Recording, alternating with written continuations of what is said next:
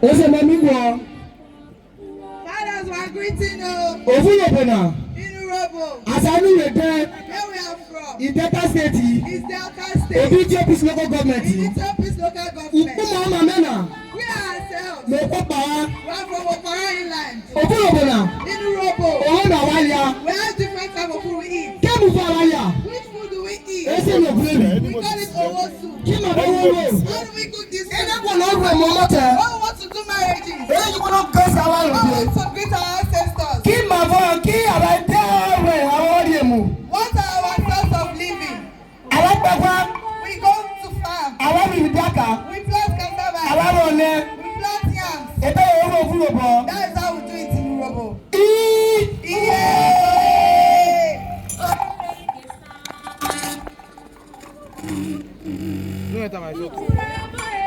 Ọ̀rọ̀ bu àwọn sọ́mọ́tẹ̀ wọ́n pín ọ̀rọ̀ láyọ̀ wọ̀ náà. This is how we expect our married women to their husband's house. Èbè ń lòmọ́ yóò lòmọ́. This is how we do it. Ọyọ̀ ọ̀díṣe bẹ́ẹ̀ kúrò wọn. This is not the song. Oh, DJ.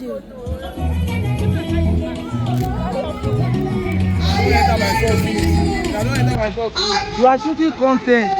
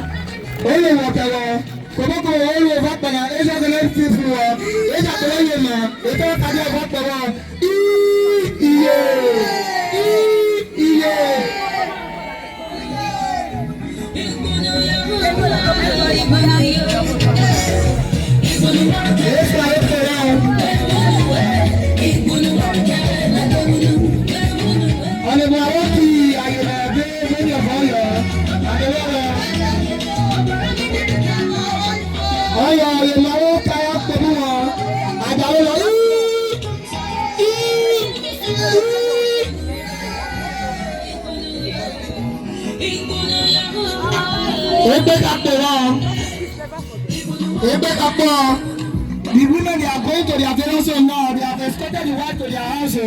No, you that's how you build on the road. Yes, sir. Oh, yeah, what can I win? I'm going to tell you. You be anyhow.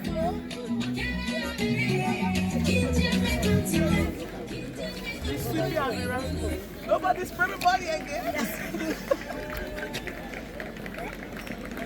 Yeah, carry a load. Thank you, Platoon 1.